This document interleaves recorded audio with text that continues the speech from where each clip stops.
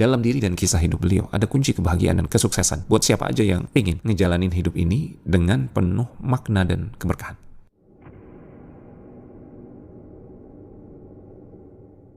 Keistimewaan yang kelima. Oke teman-teman, ada lagi nih yang super penting dari sirah Nabi Muhammad SAW.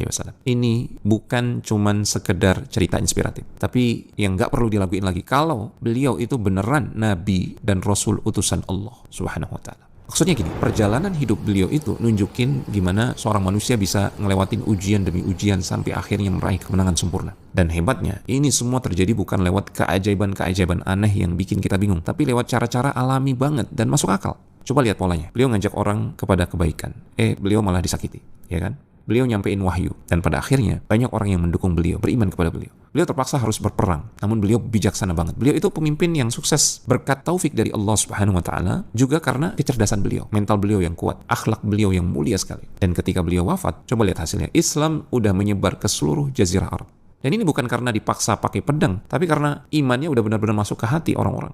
Kalau kita mikir gimana kondisi bangsa Arab waktu itu, adat istiadat mereka, kebiasaan mereka, keyakinan yang jauh dari tauhid, gimana mereka nentang dakwahnya habis-habisan sampai mau bunuh beliau, pasti kita sadar tantangannya itu berat sekali. Apalagi kalau lihat pas perang, sering banget beliau dan pasukannya ngelawan musuh yang jumlahnya jauh lebih banyak, senjatanya jauh lebih lengkap, tapi kok bisa menang terus?